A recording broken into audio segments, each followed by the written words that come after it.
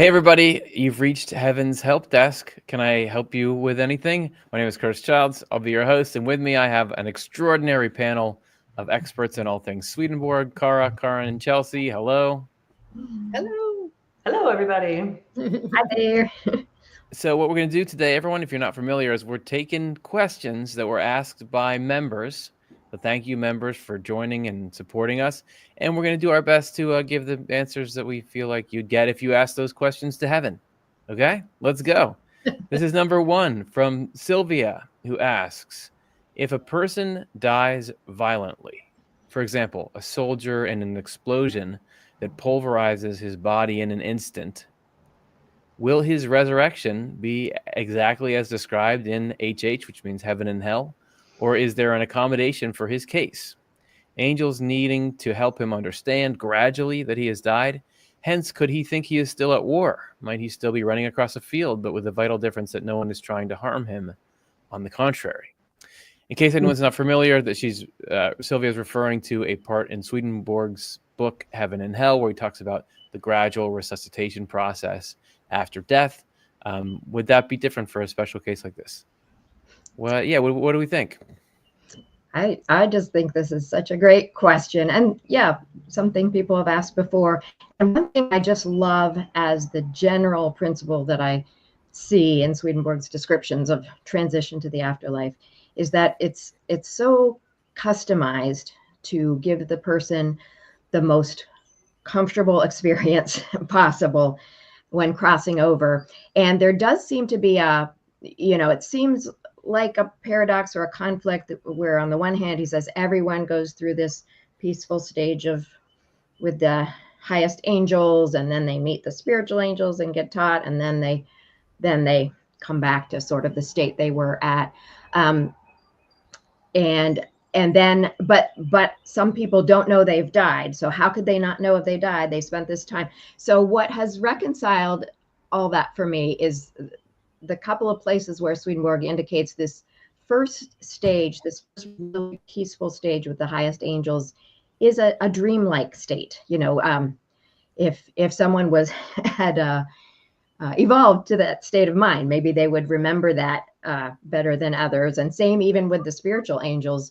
But it can be if you haven't quite opened to that level yet, and you can continue your opening after death, you might not be, fully feel conscious and awake until you get to the point past the celestial angels, past the spiritual angels, and to spirits, good spirits, where that match the state of mind you were in at the time you died, just generally in life, not necessarily your death scene. And then Swedenborg has some descriptions of angels gently telling people, reminding them that they had died. Like, one description was, do you remember that you met these angels? And, trying to sort of spark their deeper memory for people who don't think they're dead. So definitely there's a huge element of trying to be gradual with people, what they're ready for, sort of ease them into it. Of course, I imagine if someone strongly believes in a life after death and is all about it, there wouldn't have to be gradual. They just, hooray, I'm here. But as far as the scenario that Sylvia gives as an example of somebody being blown up, for one thing, it doesn't seem to matter at all as far as what happens to the body, as far as like some people have asked, is that more shocking or something than for your transition than lying on your bed peacefully with hospice around you and everything?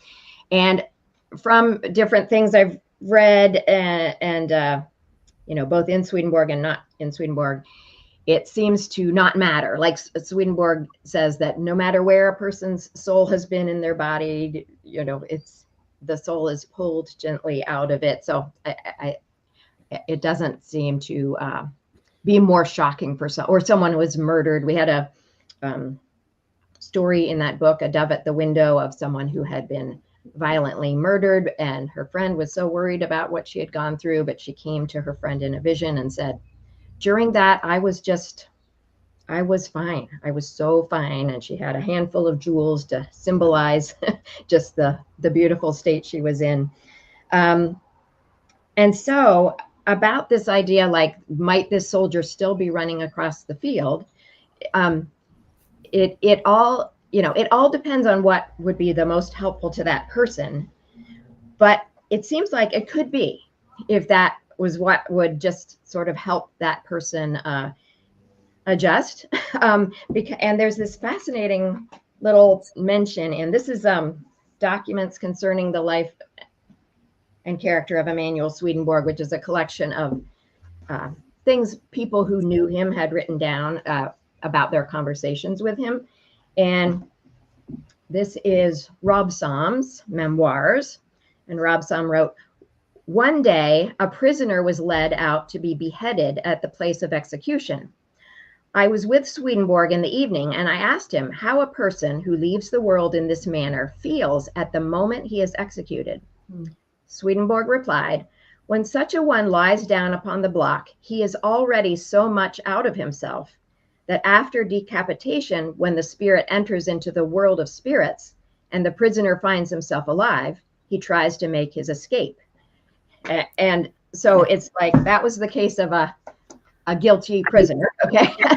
So there he just found himself, it seems like, in a sort of similar scenario, but he doesn't know he's died, and he feels like, oh, I gotta escape.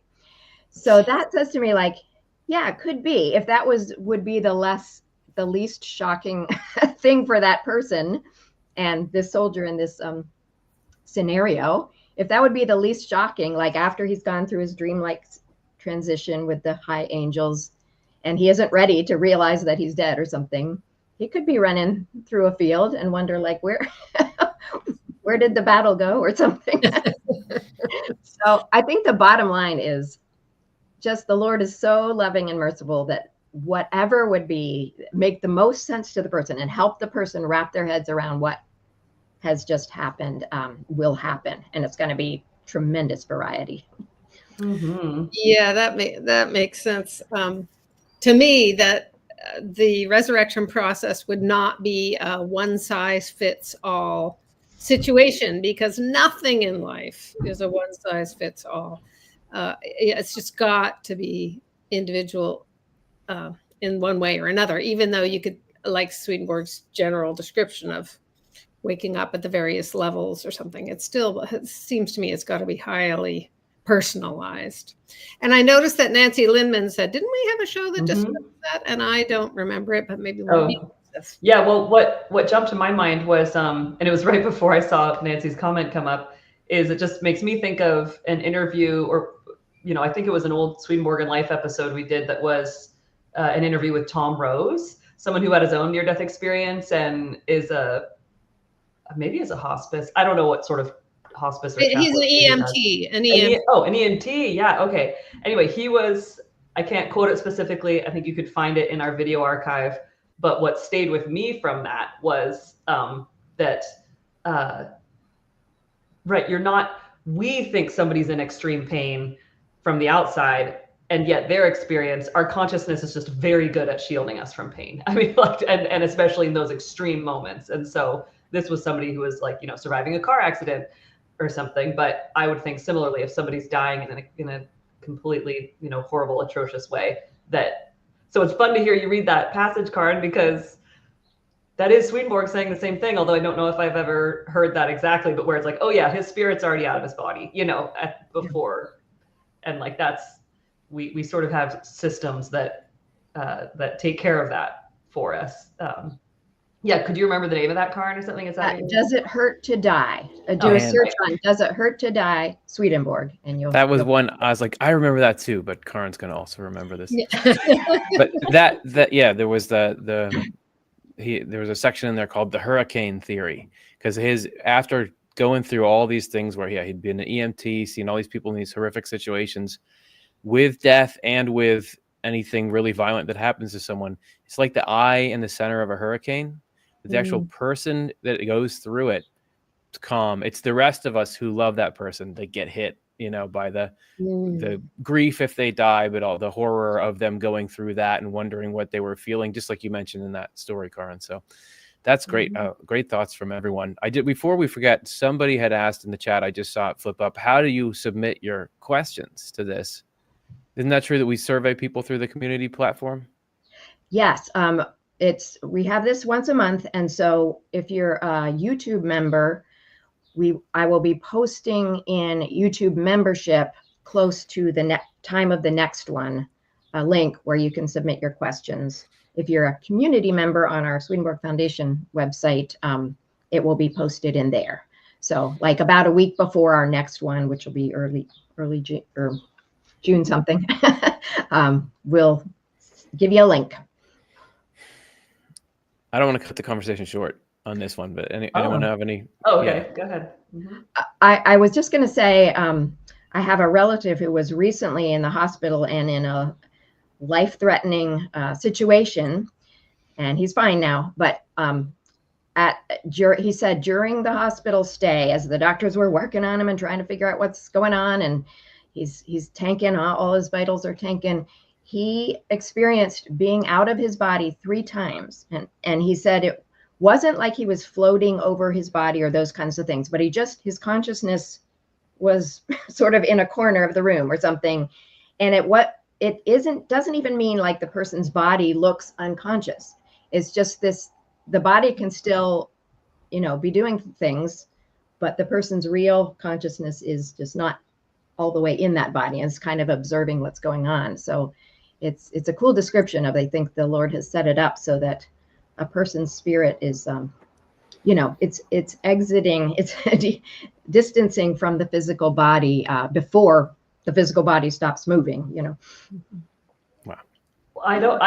It's just amazing to me. I know this is a bit of a tangent, and I know we have so many great questions to get through, but like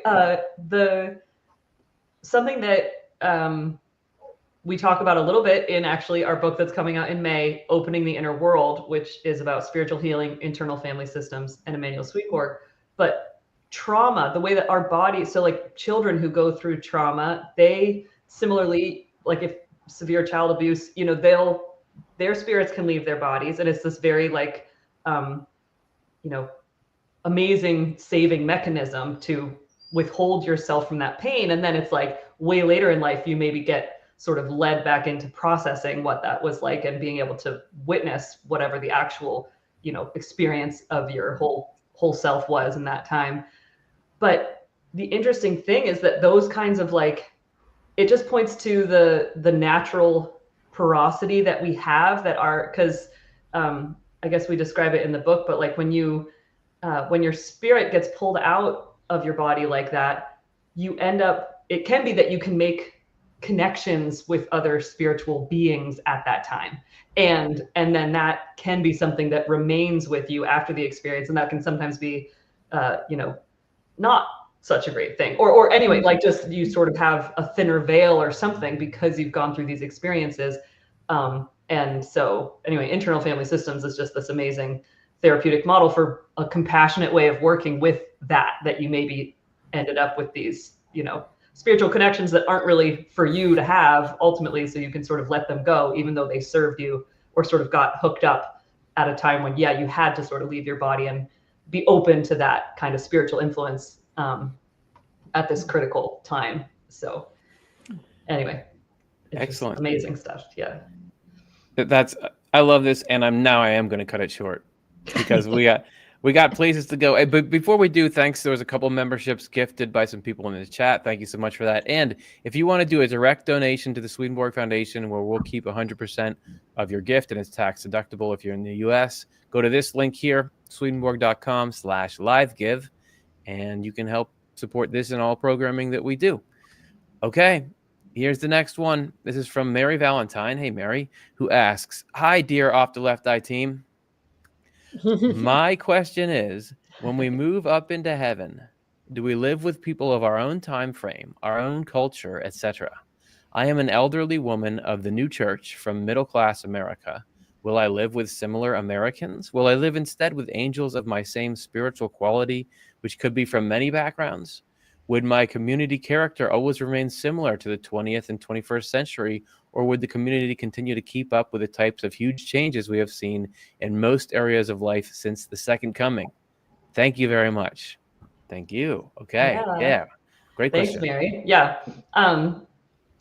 Good to see you, Mary. And I just a thought that was sparked in me in response to this question. And so I think there's a lot of ways that you could respond to it. So I look forward to what the other panelists say. But what immediately came to mind was the story that Swedenborg describes of actually this Russian empress and her journey through the spiritual world. And so she's someone who had been a Russian empress, had lived in this court, of the 1800s. And I just recall that she goes through all of these experiences that actually help her to almost entirely forget herself. And, being completely removed from any of that, like, oh, was I an empress? Or, oh, was I a part of all these, the social stratus stuff? And that was critical to her getting to just know herself, who she is, apart from all of those cultural things. And then it's kind of a love story. She meets this guy that is her partner, heavenly partner, and they get married, and then they have this. What's interesting to me is that then their wedding and this whole thing it all has like the trappings of the culture that they're used to. That they're in a horse-drawn carriage. They're like, there's a palace. There's all these things.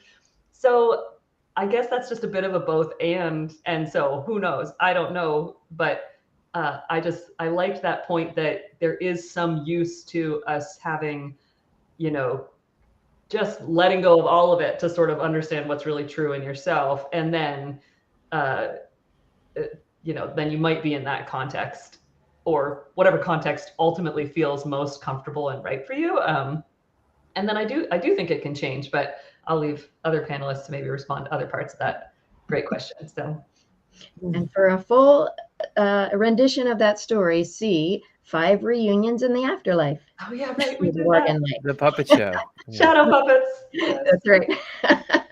Yeah, that's great, Chelsea, because I love it's so wonderful that the spiritual world, the way God has set up reality it's so about who you truly are, and then also what you enjoy. So I love how you put that, Chelsea, that this particular woman went through processes that just sort of let go of all that, but then there were things she enjoyed about the culture she had lived in, and so why not let's have a wedding that's culturally like that. And so I just think, again, sort of the general principle is like, what would you enjoy? And these days we're so much more aware of all sorts of cultures and time periods and stuff like that. And so I wonder if now, even more than back in Swedenborg's day, you're less necessarily tied to your your particular time of living on Earth. And I think the impression I get is that the lower heavens would more, I don't know, be sort of divided into cultures, and you go up and it's just more universal, how everything is. And so again, where are you comfortable? Where would your enjoyment be? And there's no space or time. So if you settle in with people who lived 6,000 years ago, it wouldn't mean anything. It's just like we have similar, deeper loves and interests. So it's totally a both and. You will. I think she said in the question, would I instead live with angels of my same spiritual quality? Yes, I think that's an absolute yes. And then whatever the external environment ends up to be like, that would be, determined by what everybody enjoys. So there's no like yes or no to all of Mary's question, I think, but it's just like, it will be what will feel the most like home and the most enjoyable to you. Yeah. That's great. Cara, do you have any commentary on it? Okay. No. I would elaborate on the central theme I think Chelsea introduced and then Karin talked about, which is like, yeah, it's sort of both. It's sort of both. That Swedenborg talks about an afterlife where actually your culture here matters more than you'd think. Like he'll talk about in the afterlife, here's the British are in this part of the afterlife and the Danes are in this part of the afterlife. Mm. And even talks about people who lived in the city of London and they live in a similar city. But that's, I think, at the sort of the beginning of your spiritual journey. I would think as your mind changes, then the surroundings change. He does go talk to people from the most ancient times who are actually living in the same families that they lived in thousands of years ago because there was such a sort of a pure connection to what was going on. So yeah, and I think your point is well taken that as you go up in heaven, not only the cultures kind of mesh, but even like he would talk about people from different planets kind of all hanging out on those layers. So it seems like I don't know where this fits, but you know how there's a thing called Colonial Williamsburg. Yes. So this is, if anyone's not in the United States or on the East Coast, there's like a place not too far from where we are in Philadelphia that where they just reenact a couple hundred years ago that time period. And I know that there's Renaissance fairs all over. People are drawn to these certain eras, and I don't know. It might well be that there's some people in the afterlife that really they were from those eras, and that's a living thing that stays, and that's a part of the human consciousness. All these different ways of expressing culture and life. It's kind of like if you look way back at the fossil record and all the different forms of life that came. I would love to think somewhere out there somehow it's still the Devonian period when there were just amphibians ruling the earth. So maybe there's not that you couldn't end up in some other time period, but maybe that's out there. Okay. Yeah, Cool. I want to just a quick add because that's so cool, Curtis. Said again, when it's a world not limited by time, and even in your own life, just some things Swedenborg said indicates that you can kind of go back in your own life story and experience past states that you were in. This. To me, no doubt, every era that has ever existed in humanity is accessible in the afterlife in some way. So you could experience it, you could visit it, or you can live there. And just such a living, dynamic world. It's got to be that there's like different parts of like thought that live there. Because why do we watch so many movies about times when you needed swords? Yeah, medieval times, Lord of the Rings, like all this stuff that's way back in history. But for some reason, there's certain stories that we want to today tell through that. Certain kinds of ideas live in that time period. So maybe it's like you would go to that time period to watch a play or something when you're there. Yeah. Okay. Well, then It'll be fun. There's no time in the afterlife. There's time in this show. So let's move on to the next question. I have a little quip for each transition here. Yeah. Elaine asks, does Swedenborg mention anything about more than one Earth or parallel Earths?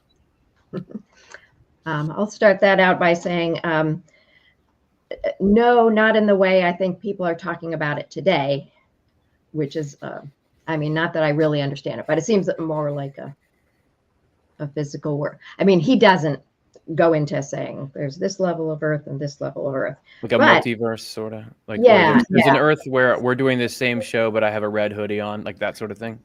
Right. I don't find that in particular, like that way, that angle on it. But he certainly did, as we were just mentioning, speak of parallel cities in the spiritual and physical world. And that could be, on multi-levels of heaven. Maybe there's different versions of each city. And also parts of our minds that are having different experiences. This True Christianity 14, I think it was fascinating short little paragraph in which he was saying he was talking to the spirit of somebody who was still alive on Earth, and they had a conversation. but then the person on Earth, their earthly conscious, didn't know anything about that conversation. Right. So it's almost like we have some parallel experiences going on, which could also be like Swedenborg talks about, like we're in a community in the afterlife, and Yeah. somehow we're doing stuff there. So there are parallelisms in Swedenborg, maybe not exactly the way people talk about parallel worlds today, but there certainly are, like, life is complex. And he does talk about, he has a whole book called Other Planets, where he talks about the spirits now in the spiritual world who came from other planets at some point in history. So in that way, he talks about more than one Earth, although it's Jupiter and Mars and Mercury. Yeah. Yep.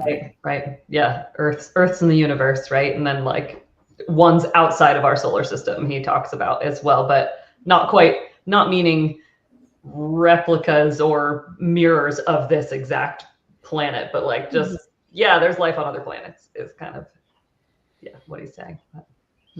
I like what you were saying, Karin, about just that we, within our own consciousness, like within ourselves, there are different, parts of us that are, anyway, having unique experiences. I think it's true. Well, we did a show kind of recently where I think it was Karin, you had somehow found a brand new Swedenborg quote that never existed before about how the innermost soul in you is up in a layer above the highest heaven that's directly connected to God all the time. It's like that's a parallel. Whatever's going on with you down here, there's a parallel you up there that's kind of still like a branch off the vine. Yes, right. Yeah. Oh, how comforting is that? Yeah. Yeah. And we have versions of ourself that match each level of heaven, and we might not have awakened, all of them, but they're there. And so, we're very complex, and life is very cool. Speaking of very cool, Chelsea, don't you have a very cool announcement to make to our audience? Well, this is actually a perfect segue. You might think we planned it, but we didn't. So this August 8th to 10th, we're doing, I'm facilitating our first ever, well, I don't know if it's first ever really, but an in-person overnight retreat, 2-night retreat in Phillipsburg, New Jersey at a place called the Harmony Mountain House. The retreat is called the INflow Retreat. I think we've got a graphic. And you can see connect with your senses to the inflow of divine love and wisdom into your inner self. So this weekend is connects Swedenborg's teachings of those levels of our mind that Karin was just talking about with the modern approach of internal family systems and other intuitive practices that I've practiced and learned over the years, and combines them all to help facilitate that sense of connection to those those levels in you, the your inner self that has that more is connected to the divine inflow of love. And then how do we be in relationship with that in a way so that those parts of us that are the most on this outermost level and sort of feel the brunt of all the hardships that we face, how do we help those parts on this level and have practices and tools that help us feel like we are, because we are just in this ongoing relationship with those with the divine through the inner levels of our spirit. So August 8th to 10th, there's a link in the description. Registration is open. It's limited. It's a relatively small retreat, so reserve your spot if you want to come. There's a limited number of private rooms. There's shared room options. There's also like bring your own tent and camp on the property because it's this beautiful woodsy kind of a mountainy hill, and also some furnished yurt options. So August will be lovely weather, and we'll I just wanted to say you can get to the registration also through going to just swedenborg.com on the about menu. Then there's community and events. You click that, and actually if you hover over it, INflow Retreat will pop right up, or you can go to that page and you'll see a connection there too, and then follow the instructions to register. So it would be so wonderful to get to see and be with any of you in person, to get to kind of drop into these ideas and practices in an embodied, what does it mean for yourself in your journey where you are in your life now, and connecting with others in person. So yeah, looking forward to it. So exciting. Okay, cool. One more announcement, then we're back to the stuff. We have a new show coming out soon. Check it out this Monday. I don't even know what it's going to be about. Oh, it's about that. I can feel angels guiding my thoughts. This is Swedenborg's experience of perceiving the ways in which heaven influenced his mind, and how you can get yourself a leg up in the struggles that can happen there. So check that out this Monday. You can go click it right now on our YouTube channel and hit that bell for notifications, and then you can watch it. Okay, let's do the next question. This is from Ross, who asks, from what I remember, Swedenborg talked about various types of dreams. Some were spiritually influenced, but others weren't. Are there any hallmarks or tells that a dream is being influenced by the spiritual world? And did Swedenborg ever say anything about lucid dreams? Thank you. Thank you for the question. I'd like to start by just reading this short number that maybe he's thinking of when he says some aren't influenced by the spiritual world. So Secrets of Heaven, 1976. There are 3 kinds of dream. The first kind come indirectly from the Lord through heaven. The prophetic dreams mentioned in the word were of this type. The second come through angelic spirits, especially those above, in front, and to the right, where the gardens of paradise are. This is where the people of the earliest church received their dreams from, and their dreams were instructive. The third kind come through the spirits nearby us when we sleep, and these dreams too are symbolic. Incoherent dreams come from somewhere else. I don't think he ever says from some, what he means by from somewhere covering else. all the bases. So the question is, let me see what the question was. Yeah, if some were, but some weren't. He's kind of saying, well, I mean, I don't know what those incoherent ones are, but pretty much all of them are spiritually influenced. Yeah, it seems like overall he's saying they definitely all are influenced by the spiritual world. But maybe I've just always imagined that sometimes the craziness of dreams can be just connected to the more low world of spirits plane where everything is just way weirder. and then some are a little bit more like you could actually gain a little meaning out of it, like it might have something to do with what you were feeling yesterday or something, and then goes up from there. So I have a thought on just the part of the question, like, did Swedenborg ever say anything about lucid dreams? So I don't think he ever did in that kind of like a teachy way, but you do, he famously recorded his own dream journal, like one of the earliest known dream journaling, examples that we have, like way before Carl Jung and everything. He's so he sort of shows by example, like he's really engaging with his dreams, finding deep symbolism in them. And I don't know, it's almost like a lot of his dreams do sound lucid when he's writing about what happened. The way he writes about them is like, oh, and I walked to a bridge and I saw this tree and I saw this building. And I thought, I want to go over there. He has a sort of agency in his dreams. So he's not saying these are lucid dreams, but that just seems to be a very like normal thing for him. And in a lot of ways, it also seems like he's not making much of a distinction between, it just seems like it's all the spiritual world. Mm-hmm. I mean, some is more sort of his own personal, like, trippy, symbolism that gives him interesting insight about himself, like where he's in this bar and then the roof caves in and then water's flooding everywhere, things that aren't quote unquote literally happening in the spiritual world, but are clearly sort of all symbolic for himself. That's still the spiritual world, even if it's not like, him having interactions with actual other spirits, but that happens too. We just recorded, it hasn't aired yet. We just recorded a podcast that is about, part of it's about objects of thought, where he'll go so far as to say, even just thinking about regular stuff is your spirit kind of focusing on portrayals in the spiritual world to an extent. So it just Yes. kind of backs up what you were saying, that anything that's going on in your consciousness that is not the outside physical world coming in, there's something spiritual in that. Yes, and that too means like it can be so useful for us. Like that's something we sort of dismiss our imagination, and yet there's actually like so much power and meaning that an imaginal process can give you. You know, there's like amazing like active imagination, the power of our imagination. That's super cool. And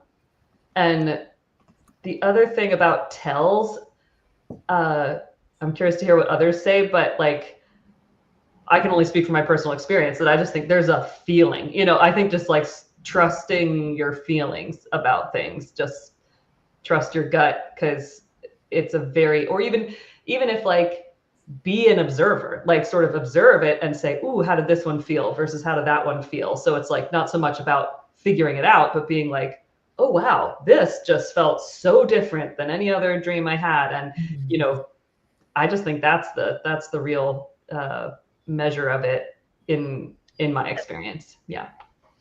That's great. I really think that's a good thing, because I mean, I'll speak for myself. It can drive yourself crazy trying to sort of give a lot of value to every dream. You know, sometimes I wake up from just craziness and I don't even want to try to remember what was happening. But yeah, if you feel called, I mean, we have a show. Here's another show. Ready? 5 examples of interpreting dreams spiritually. Right. So that's and both Chelsea and I share some examples of dreams that really helped us during a certain time, like finding meaning, and it helped guide what was going on with us then, and from Swedenborg too.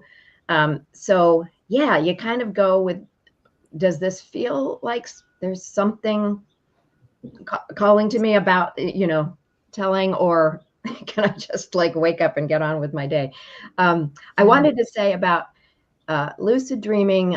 Yeah, I totally agree, Chelsea. I think Swedenborg did a lot of lucid dreaming. He didn't distinguish, like you say, but some is just more passive observing of scenes that he describes as dreams, and others he is doing something. And I found one that was particularly fascinating to me. This is in Spiritual Experiences 3181. He says, about dreams, how and by whom they are produced. By much experience, I have been taught how dreams are produced and which spirits produce them. I was in a wakeful state, and another was in a state of sleep or asleep. I was then a spirit, and so to speak, with spirits. And so I was allowed to be among those spirits who introduced dreams. And I also was allowed to introduce dreams. And that this was so, I learned from experience. For the other person, I guess, who was dreaming, woke up 3 or 4 times after the dreams introduced by me. And then I told them, and they were acknowledged.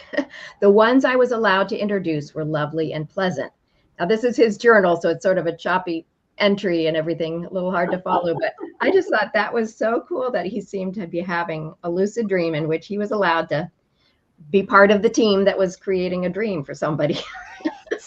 That is so great. I want to just throw another note in here that like I recently had a dream. And again, I think this points to how we have levels of our consciousness, and most of the time we're awake to like this thin layer. You know, you think of like the surface of the earth where you can grow food. Like there's a lot underneath that going on. I feel like sometimes in my dreams, like I had a dream recently where it felt very powerful. I was like holding these twin babies and like all of these things, like it had that feeling. So I woke up feeling like that was a really deeply powerful, impactful dream. And I have no idea what it's about, and I'm not going to worry about it. Like that is just like surrendering it. It's like it was food for some other part of my spirit. Like some other level of my spirit is getting fed, and my waking consciousness is just like, whatever. I got to go to work, like whatever it is. And so I just think there could also be, there can be parts of us that feel like, oh, this amazing dream, I've got to hold on to it, or else I'm going to lose what was there for me. And it's like, figure it out. I got to right. And like, I think it just kind of, they're gifts. I love that idea of like, they're just gifts from the spiritual world helping us, along our journey. And sometimes we pull deep meaning out of it. Other times it's just like, okay, great. Let it water the earth of my spirit, and I'll keep going. Yeah. Yeah, and they say that we often that we're dreaming all the time, and some people never remember, and some people do. So there must be some use Right. to the fact that dreams go on, whether we're even aware of them or not.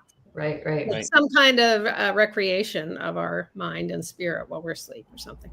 Kind of like the manna. You can't save it. You had this great dream. Hang on to it for 10 minutes as you're waking up, but don't try to drag all these things around. Yes. Too much.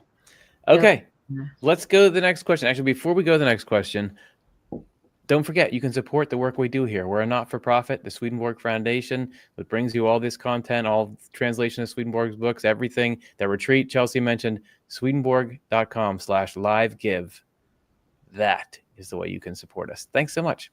Okay, next question. This is from Pauline, who asks, Swedenborg states that we need both angels and evil spirits with us to stay alive. At the same time, we need to strive to repent and try to limit the influence of the evil spirits. Rationally, I get it, because we need this system if we want to have the freedom to choose. But emotionally, it drives me nuts, to be honest. Sometimes I hear a whisper in my mind, Pauline, are you sure this is wise? And then I don't listen because it doesn't suit me, and the consequences hit me later.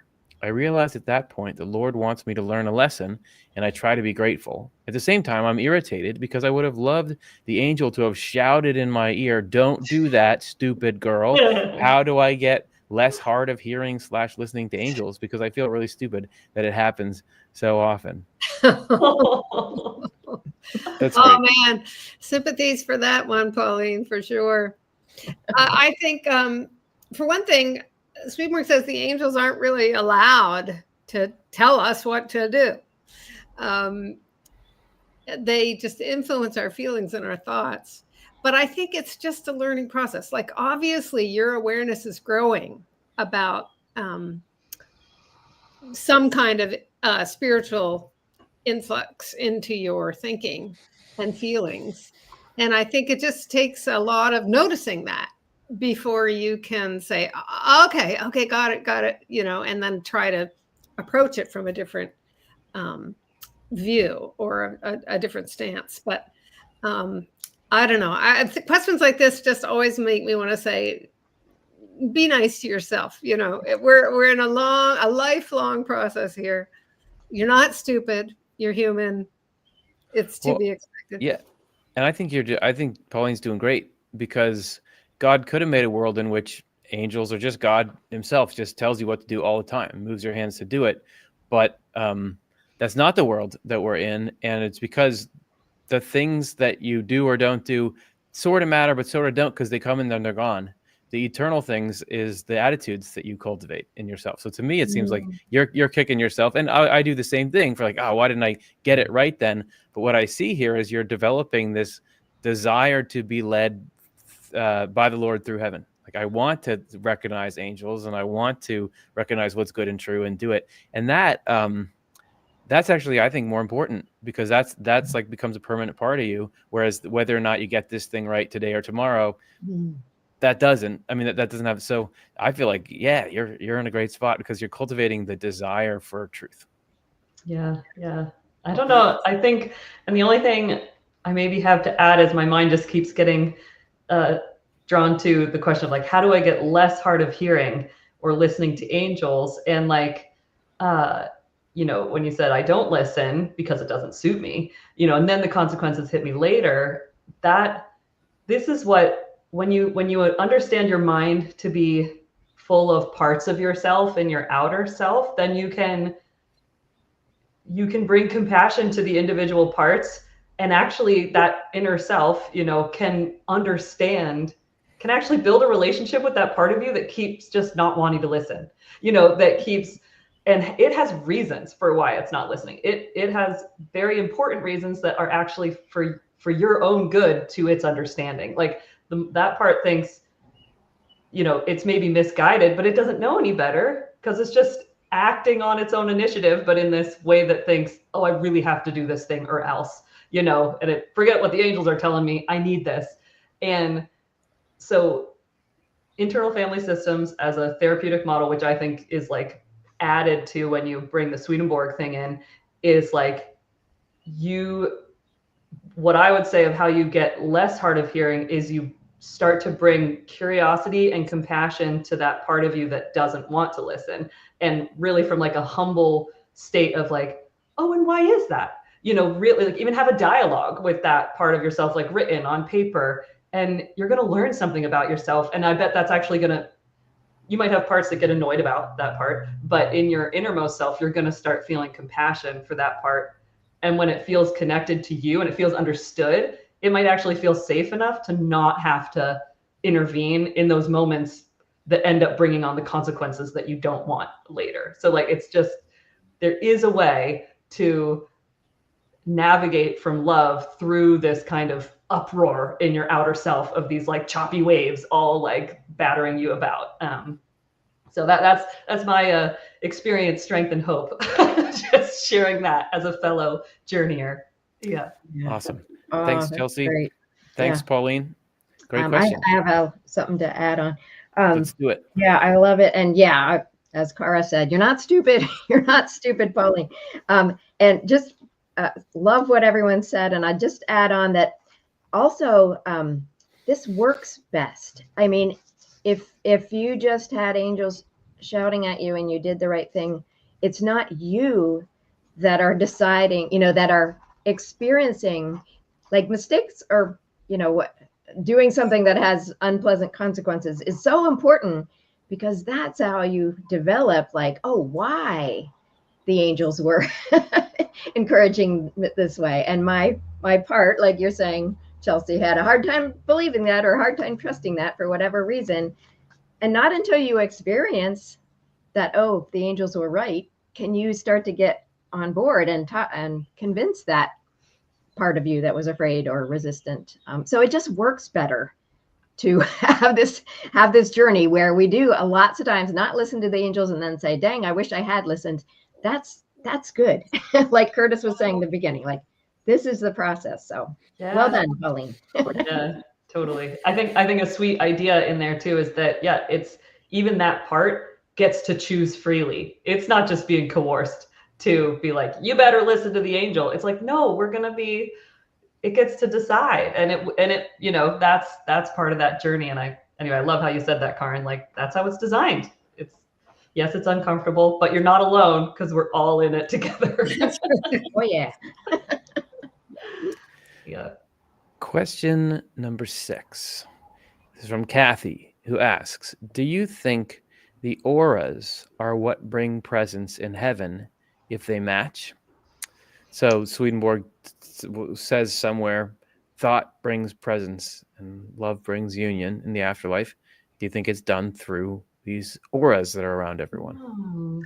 I think so, because of what is said in Secrets of Heaven 5179. Swedenborg wrote, people therefore have around them a number of auras from the spiritual world that mirror their life and connect them to spirits with similar desires. And so I think auras is the mechanism through which thoughts bring presence and love brings union, because we have these auras that are just projections of how we think and what we care about. And those are actually the things that, like when we're approaching an aura that's very discordant with what we care about, or, they sort of, repel each other. But if they are in harmony, they actually attract each other. And I do think auras is the mechanism by which this happens. Oh, that's a great way of saying it, Corin, because I've always just thought of it in terms of love. Love is what brings us together, whatever, bring presence. But to think of the aura as the mechanism, the physical mechanism that accomplishes the. That's cool. Love is substance. Like, and yeah, that's cool. Fun question. Yeah. Okay, let's do another one then. We also have no bad questions yet. Question number 7. Nat asks, the Lord said in Matthew 10:34-36, think not that I am come to send peace on the earth. I came not to send peace, but a sword. For I am come to set a man at variance against his father, and the daughter against her mother, and the daughter-in-law against her mother-in-law, and a man's foes shall be they of his own household. The question is, why would the Lord say these words? This seems so contrary to the Prince of Peace. Thank you. It's like you're trying to cause more family drama, Jesus. You think there's not enough? Man, the sword, Nat, correspondence. A sword. So I just did a quick look for what swords correspond to, and it's about truth engaging in battle with untruths, with falsities from evil. And so that made me wonder and I didn't thoroughly research, but it made me wonder if all those relationships mentioned, the father and the son or whoever it was, are just attachments, affectional attachments to different things that aren't as useful as an attachment to divine truth is. And so, and Curtis just did there was a little 1-minute clip recently about Curtis talking about how he loves the sword because it's like slashing away the falsities that get our minds in trouble. We get so attached to these wrong understandings of God's love or whatever. I gotta say, so I just recently had to have a little operation happen because it needed to do it because it's good. So I am glad that surgeon didn't have like just a pillow.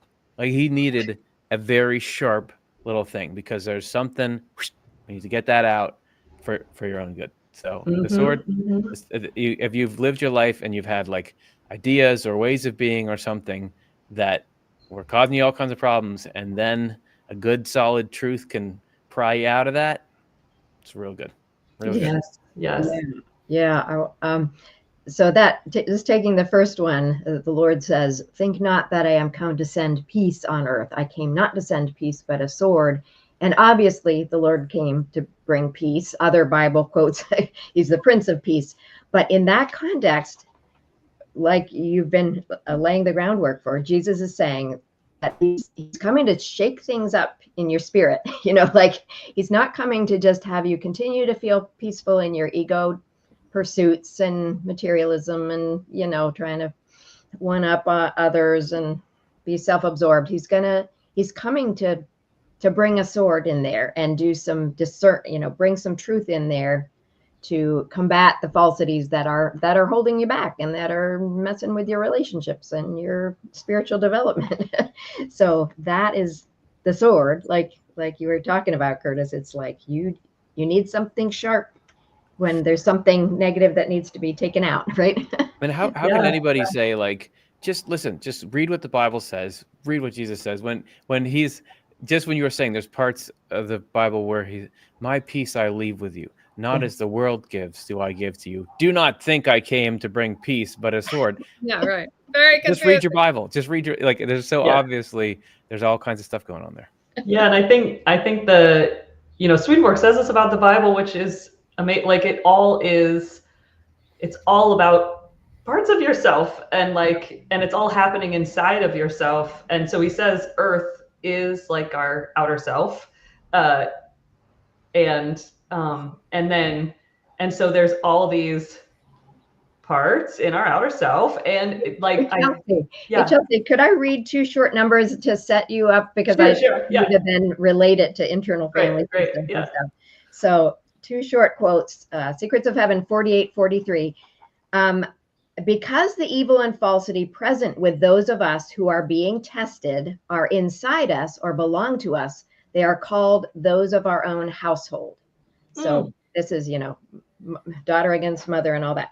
And then another one from the same number, father, mother, son, daughter, daughter-in-law, and mother-in-law symbolize the kinds of things involved in the heavenly marriage, goodness and truth in their proper arrangement and their opposites too. So it's like, this is all about like getting your family functional instead of dysfunctional. Yes, exactly. That's what I was thinking of. Like if God came to bring peace, you can't go over it, you can't go under it, you can't go around it, you have to go through it. Like you got to go through the the choppy water. You got to go through the fighting, you know, the variance of this against that and all this stuff, because that is the path to peace. And like with what that quote said of like, there's a heavenly arrangement to all of this where it's going to be peaceful.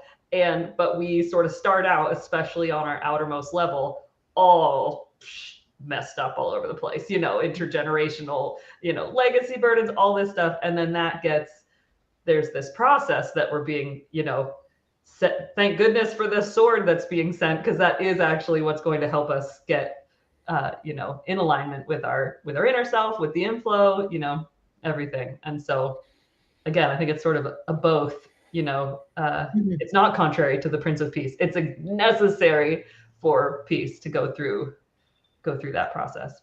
Right. Rearranging our mind and our internal relationships of goodness and truth, basically, so that we can receive peace, you know, because when they're out of alignment and dysfunctional, then we can't receive that peace. And I think also in the same number, so Swedenborg was going through these symbols of the different family members. And I think, you know, pretty much any word in the Bible can be a positive or a negative symbolism. And so like father can mean goodness or evil.